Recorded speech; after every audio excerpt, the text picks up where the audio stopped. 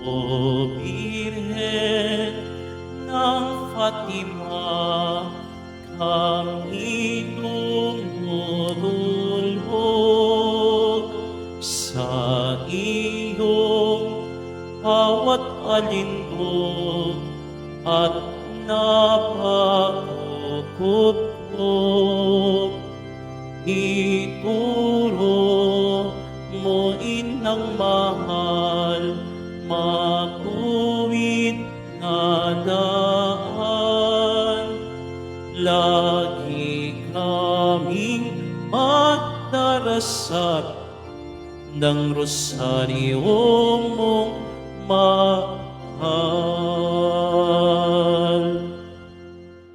Simulan natin ang banal na pagdiriwang sa ngalan ng Ama at ng Anak at ng Espiritu Santo. Amen. Sumainyo ang Panginoon. At sumaiyo rin. Mga kapatid, tinipon tayo bilang kaanib ng angkan ng Diyos, kaya dumulog tayo sa maawaing Panginoong nagpapatawad ng lubos. Sinugong tagapagpagaling sa mga nagsisisi, Panginoon, kaawaan mo kami. Panginoon, kaawaan mo kami. Dumating na tagapag-anyaya ang mga makasalanan ay magsisi, Kristo, kaawaan mo kami. Kristo, kaawaan mo kami. Nakaluklok ka sa kanan ng Diyos Ama para ipamagitan kami. Panginoon, kaawaan mo kami. Panginoon, kaawaan mo kami. Kaawaan tayo ng makapangyarihang Diyos, patawarin tayo sa ating mga kasalanan at patnubayan tayo sa buhay na walang hanggan. Amen. Manalangin tayo. Ama naming makapangyarihan, niloob mong lumigaya ang buong mundo sa pagkabuhay ng iyong anak na Panginoon naming Hesukristo. Alang-alang kay Mariang Birheng, Ina ng Diyos, ipagkaloob mong makamtam namin ang galak ng buhay na di matatapos. Iniluluhog namin ito sa pamamagitan ni Hesukristo, kasama ng Espiritu Santo, magpa sa walang hanggan. Amen. Magsiupo muna ang lahat. Pagbasa mula sa mga gawa ng mga apostol. Noong mga araw na yun, ang mga mananampalataya ay nagkahiwa-hiwalay dahil sa pag-uusig na nagsimula ng patayin si Esteban. May nakarating sa Phoenicia, sa Chipre, at sa Antioquia. Saan man sila makarating, ipinangangaral nila ang salita, ngunit sa mga Hudyo lamang. Subalit, may kasama silang ilang taga-Chipre at taga-Cyrene na pagdating sa Antioquia ay nangaral naman sa mga Griego ng mabuting balita tungkol sa Panginoong Hesus. Sumakanila ang kapangyarihan ng Panginoon at maraming naniwala at nanalig sa Panginoon. Nabalitaan ito ng simbahan sa Jerusalem, kaya't sinugo nila sa Antioquia si Bernabe. Nang dumating siya roon at makita ang pagpapala ng Diyos sa kanila, siya ay nagalak at pinagpayuhan silang lahat na manatiling tapat sa Panginoon. Mabuting tao si Bernabe, puspos ng Espiritu Santo at matibay ang pananampalataya. Kaya marami siyang nadala sa Panginoon. Nagpunta si Bernabe sa Tarso upang hanapin si Saulo at ng kanyang matagpuan ay sinama niya sa Antioquia. Isang taong singkad silang nanatili roong kasama ng simbahan at nagturo sa maraming tao. At doon sa Antioquia, unang tinawag na Kristiyano ang mga alagad. Ang salita ng Diyos. Salamat sa Diyos. Purihin ng tanang bansa ang Panginoong dakila. Purihin ng tanang bansa ang Panginoong dakila. Sa bundok ng Siyon, itinayo ng Diyos ang banal na lungsod. Ang lungsod na ito'y higit niyang mahal sa alinmang bayan ng angka ni Jacob. Kaya't inyong dinggin ang ulat na iyong mabubuting bagay o lungsod ng Diyos. Purihin ng tanang bansa ang Panginoong dakila. Pag itinala ko, yaong mga bansang sa iyo'y sasama, aking ibibilang ang bansang Ehipto at ang Babylonia. Ibibilang ko rin yaong Pilistia, Tiro at Ethiopia. At tungkol sa Siyon, yaong sasabihi, ang lahat ng bansa ay masasakupan. Siya'y palalakasin at patatatagin ng kataas-taasan. Purihin ng tanang bansa ang Panginoong dakila. Ang puon ay gagawa ng isang talaan ng lahat ng taong dooy mamamayan. Ang lahat ng ito ay magsisiawit at pawang sasayaw. Purihin ng tanang bansa ang Panginoong dakila. Magsitayo na po ang lahat.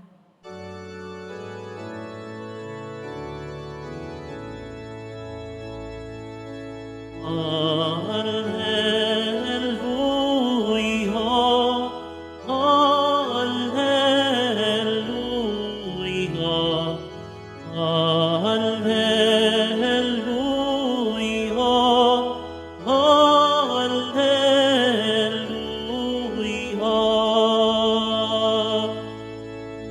Ang tinig ko'y pakikinggan ng kabilang sa aking kawan, ako'y kanilang susundan. Alleluia, Alleluia, Alleluia, Alleluia.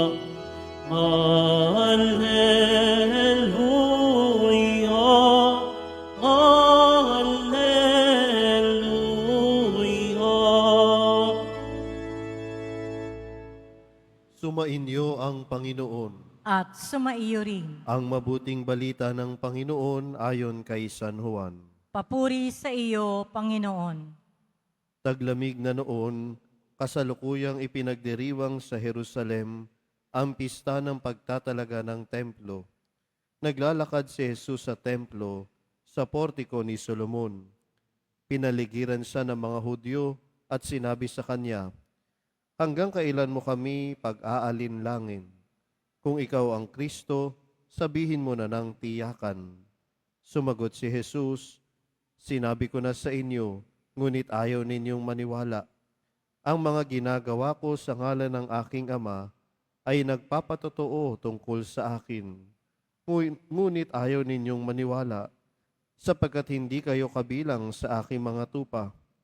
Nakikinig sa akin ang aking mga tupa. Nakikilala ko sila at sumusunod sila sa akin. Binibigyan ko sila ng buhay na walang hanggan, at kailanmay di sila mapapahamak. Hindi sila maaagaw sa akin ninuman. Ang aking Ama na nagbigay sa kanila sa akin ay lalong dakila sa lahat, at hindi sila maaagaw ninuman sa aking Ama. Ako at ang Ama ay iisa." Ang mabuting balita ng Panginoon. Pinupuri ka namin, Panginoong Hesukristo. Magsiupo muna ang lahat. Magandang umaga po sa inyong lahat. Maaari niyo ba munang ngitian ang inyong mga katabi at sabihin sa inyong katabi, "Mahal ka ng Diyos." Sa ebanghelyo natin ngayong araw, narinig natin ang isa sa tanong na ibinato kay Jesus, "Hanggang kailan mo pa kami ilalagay sa alanganin? Kung ikaw nga ang Mesiyas, sabihin mo na ng tahasan." Sa unang tingin, tila isa lamang itong ordinaryong tanong. Ngunit kung titignan nating mabuti, may dala itong takot, pag-aalinlangan at panlilinlang. Hindi sila nagtatanong upang maniwala, kundi upang litisin si Jesus. Gusto nilang makuha ng pahayag na maaaring gamitin laban kay Jesus. Sila ay hindi naman naghahanap ng Mesiyas. Sila ay naghahanap ng pagkakataon upang ibagsak si Jesus. Minsan tayo rin, gaya ng mga Hudyo, hindi naghihintay, kundi namimilit. Minsan sa ating sariling pagdarasal, ganyan din tayo. Lord, kung gusto mo talaga ako dito, ipakita mo. Kung talagang naririnig mo ako, bigyan mo ako ng sagot, ngayon na. Kung ibibigay mo ang hinihiling ko, magbabagong buhay na ako.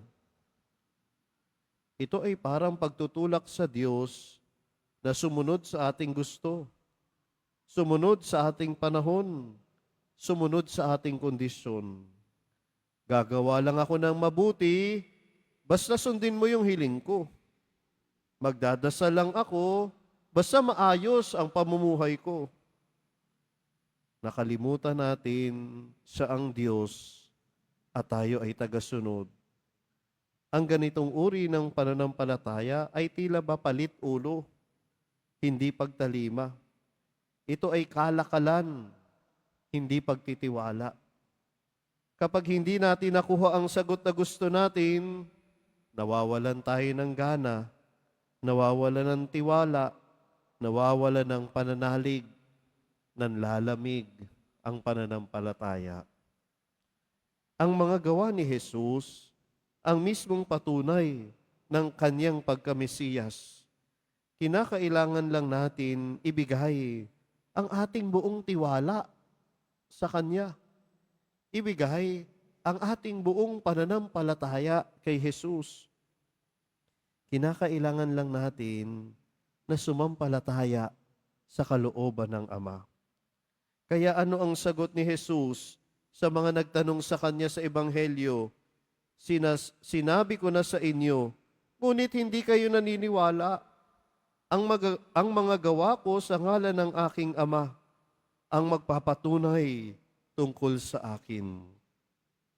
Ang Ebanghelyo ay paanyaya sa atin na buksan ang ating puso sa mga tanda ng Diyos na hindi palaging dramatiko, kundi madalas ay tahimik at simple. Kapag may kapayapaan sa kabila ng problema, kapag may pag-asa sa gitna ng lungkot, kapag may paghilom sa puso kahit walang himala sa labas. Ang lahat ng ito ay gawa ni Jesus. Ito ay patunay na siya ay buhay at kumikilos sa ating mga buhay. Hindi siya palaging nagsasalita sa dagundong, madalas ay sa bulong ng Espiritu. Kaya dapat nating sanayin ang ating puso na makinig. Makinig sa tinig ng pastol, gaya ni Maria, ang mahal na Birhen ng Fatima. Ang sagot ni Jesus ay pagpapakumbaba, ngunit makapangyarihan. Ang mga tupa ko ay nakikinig sa akin, tinig. Nakikilala ko sila at sila ay sumusunod sa akin. Binibigyan ko sila ng buhay na walang hanggan. Ang paanyaya sa atin, makinig. Listen. Hindi lang makinig ng misa, kundi makinig kay Kristo. Hindi lang makinig ng salita, kundi sundin ito. Hindi lang magtanong, kundi magtiwala. At dito natin tularan ang mahal na Birheng Maria, ang ina ng Fatima. Noong siya'y nagpakita sa 3 batang pastol sa Fatima, Portugal, hindi siya dumating upang ipagmalaki ang kanyang sarili, kundi upang tawagin tayo sa panalangin, pagbabalik loob, at pananampalataya. Ang kanyang mensahe ay simple ngunit malalim. Manalangin kayo ng rosaryo araw-araw. Magsisi kayo sa inyong mga kasalanan. Magtiwala kayo sa awa ng Diyos. Si Maria ay tupa na nakinig at sumunod sa pastol. Hindi siya nagtago sa kanyang takot. Hindi siya humingi ng palatandaan. Hindi siya naghintay ng himala sapagkat alam niyang ang Diyos mismo ang himala. Maraming lumalapit kay Kristo at kay Maria, dala ang kanilang mga panalangin, luha, pasakit at pangarap. Pero ang tanong, tayo ba ay lumalapit upang makinig o upang humiling lamang? Tayo ba ay nagsusumamo o nanunumbat? Tayo ba ay tupa o tayo ba ay laging pastol sa sarili nating landas? Mga minamahal na kapatid, taimtim at tapat na panalangin nawa nating masambit, Panginoon, turuan mo akong makinig sa iyong tinig. O Maria, ina ng Fatima, ipanalangin mo kami upang magkaroon ng pusong bukas, taingang mapagkumbaba, at kaloobang laging handang sumunod sa Diyos. Amen. Magsitayo na po ang lahat.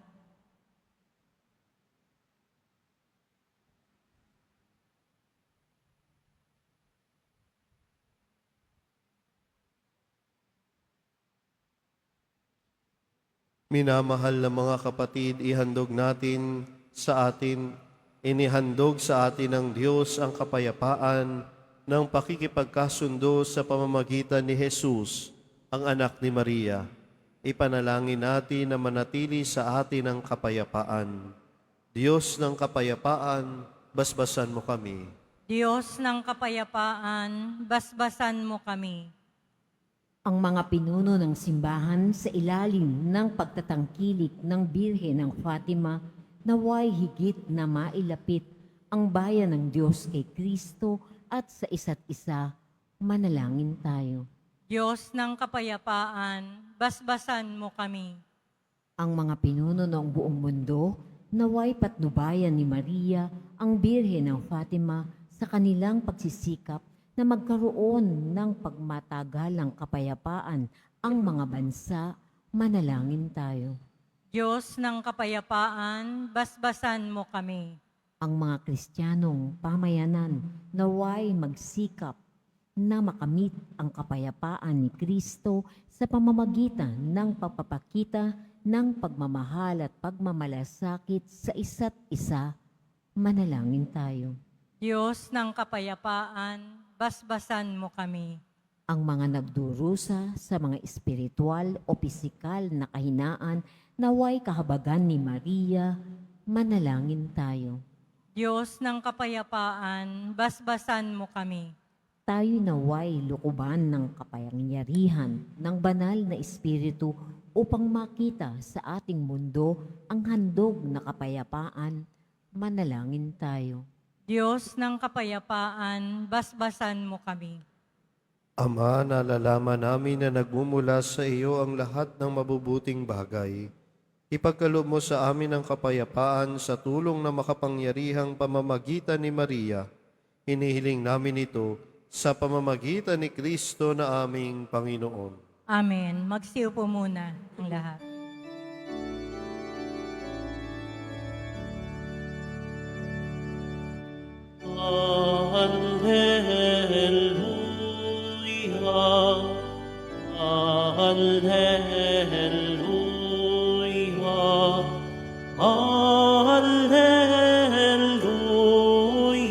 Alleluia, alleluia, alleluia.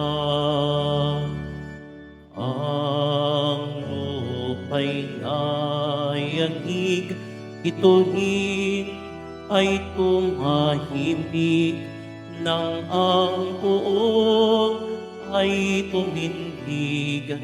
bilang hukom natin. Alleluia,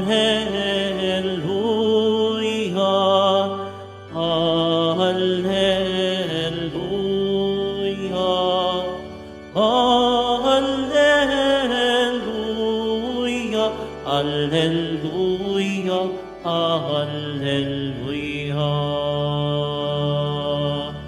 Magsitayo na po ang lahat.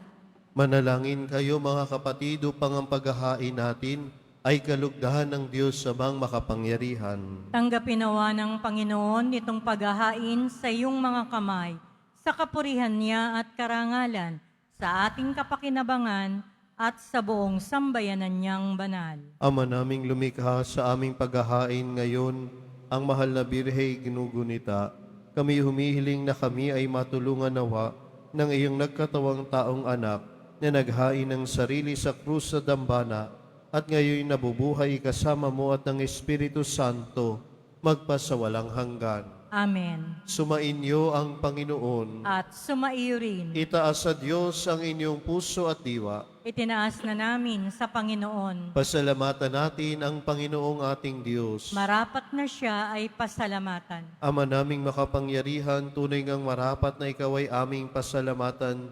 Ngayong pinararangalan ang mahal na Birheng Maria, bukod mong pinagpala sa babaeng lahat, ang mahal na Birheng totoong mapalad, na iyong piniling maging ina ng iyong anak, noong isugo mo siya bilang aming Mesiyas, sa kapangyarihan ng Espiritong Banal. Ang Birheng Maria ay naging inang tunay ng iyong anak na kanyang isinilang bilang liwanag nitong sanlibutan. Kaya kaisa ng mga anghel na nagsisiawit ng papuri sa iyo nang walang humpay sa kalangitan, kami nagbubunyi sa iyong kadakilaan. Santo, Santo, Santo, Panginoong Diyos ng mga hukbo, napupuno ang langit at lupa ng kadakilaan mo. Hosana sa kaitaasan, pinagpala ang naparirito sa ngalan ng Panginoon. Hosana sa kaitaasan. Magsiluhod po ang lahat. Ama naming banal, ikaw ang bukal ng tanang kabanalan, kaya't sa pamagitan ng iyong Espiritu gawin mong banal ang kaloob na ito, upang para sa amin maging katawan at dugo ng aming Panginoong Hesukristo. Bago niya pinagtiis ang kusang loob na maging handog, hinawakan niya ang tinapay, pinasalamatan kanya, pinaghati-hati niya iyon, iniabot sa kanyang mga alagad at sinabi, "Tanggapin ninyong lahat ito at kanin, ito ang aking katawan na ihahandog para sa inyo."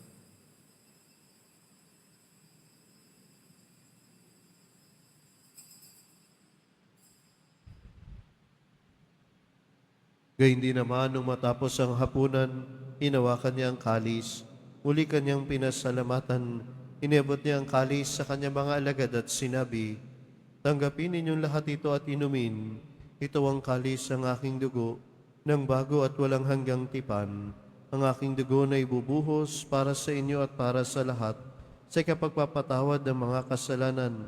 Gawin ninyo ito sa pag-alala sa akin."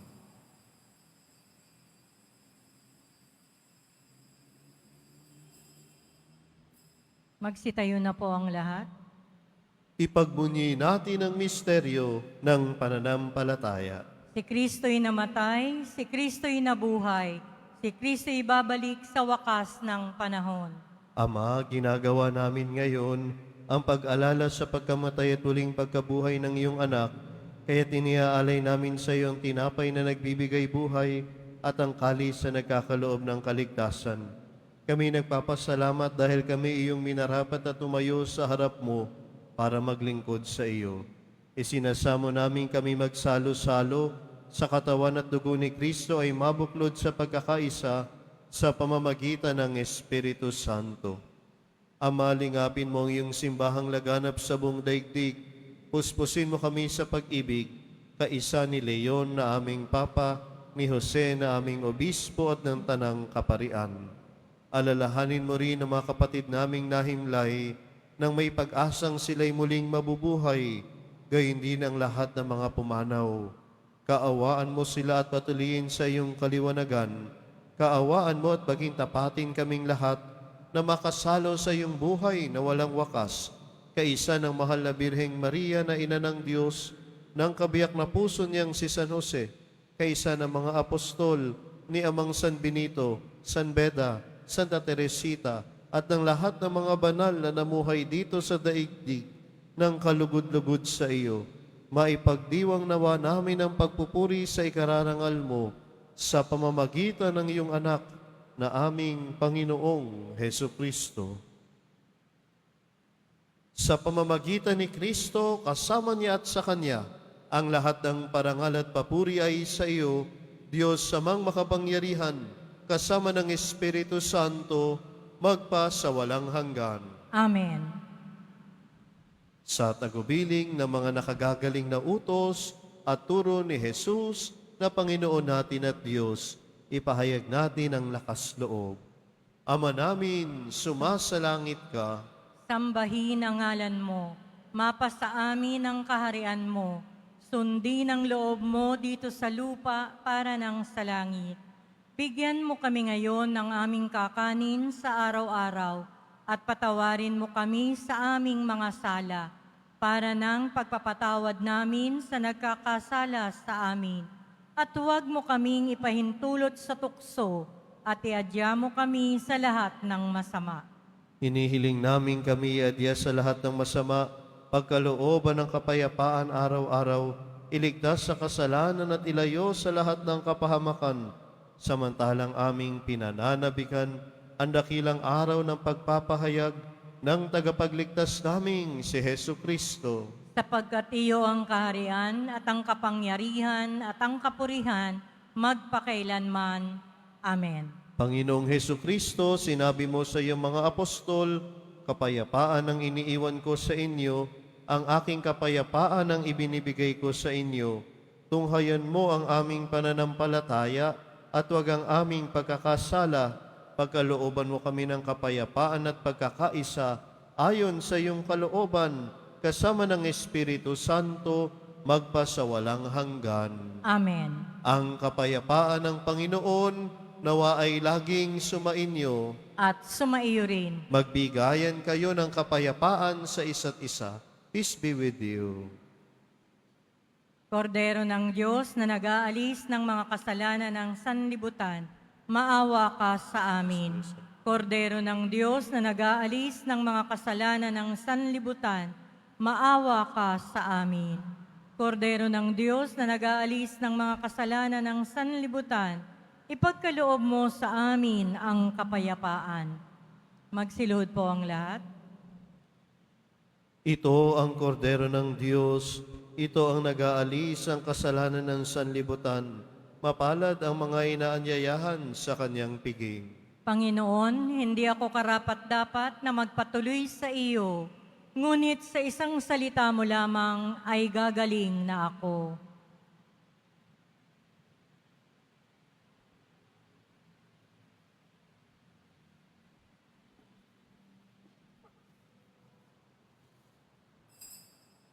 Para sa lahat ng tatanggap ng banal na komunyon, sasagot po tayo ng amen pagkasabi ng pari o ng lay minister ng katawan ni Kristo at isubo agad sa bibig bago umalis sa harapan ng pari o lay minister. Sumunod po tayo.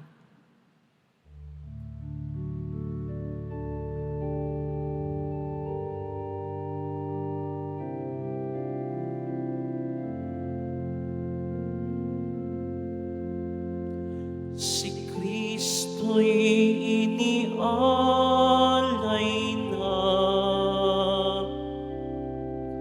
pamaskong maamong tupa, magsalo tayong masayang sa tinapay na panista, bago't wakas. Alleluia.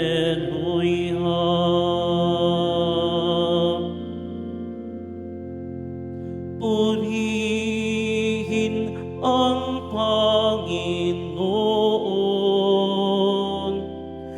sa kanyang kabutihan.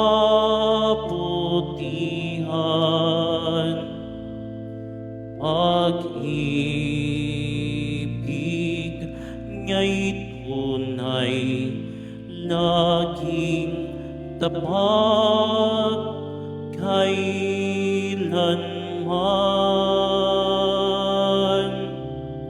Si Kristo'y inialay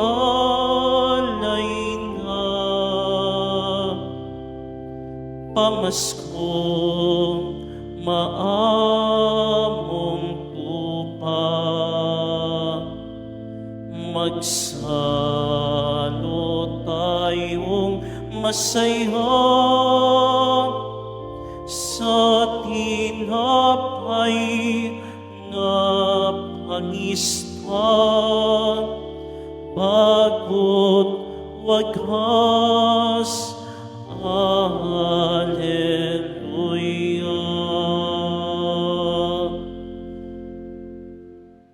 Announcement.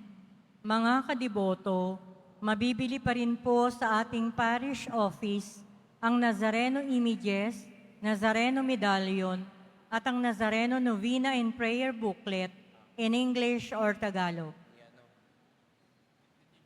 Pagkatapos ng misa, wiwisikan po ang lahat ng banal na tubig. Pinakikiusapan ng lahat na manatili lamang muna sa inyong mga lugar. Tanging sa Quezon Boulevard o sa Plaza San Juan lamang ang labasan ng lahat. Sumunod po tayo. Maraming salamat po sa inyong pagdalaw at pagsisimba sa Basilica Minor at Pambansang Dambana ni Jesus Nazareno. Magsitayo na po ang lahat. Manalangin tayo. Ama naming mapagmahal, pagtibayin mo ang aming kalooban, ang aming pinagsaluhang pananda ng pananampalatayang tunay, ang pinaninindigan naming Diyos sa totoo at taong totoo, na ipinagdalang tao ni Maria sa kanyang sinapupunan, ay siya nawang magpaging dapat na kami sumapit sa kaligayahan ng walang maliw na buhay, sa bisa ng kanyang nagliligtas na pakikinabang sa pamamagitan niya, kasama ng Espiritu Santo, magpasawalang hanggan. Amen. Sumainyo ang Panginoon. At sumaiyo rin. Mahal na pong Jesus Nazareno, inihayag mo sa pamamagitan ng krus ang walang maliw na pag-ibig ng Diyos sa sangkatauhan. Pakinggan mo ang kahilingan, lalo na para sa mga nangangailangan ng iyong tulong at awa. Makamtam nawa namin ang iyong kasagutan na may utang na loob na tinatanaw. Basbasan din po ninyo itong mga imahin at dasalan upang lalo kaming manalangin at magtiwala. Sa pamamagitan ng bendisyon na ito, naway lalo kaming mapaglingkod, masunurin at tapat sa iyo, na aming malwalhating Panginoon, magpasawalang hanggan. Amen. At pagpalain kayo ng makapangyarihan at mapagmahal na Diyos, Ama, Anak, at Espiritu Santo. Amen. Naialay na natin ang misa, humayo kayong taglayang kapayapaan ng Poong Jesus Nazareno. Salamat sa Diyos.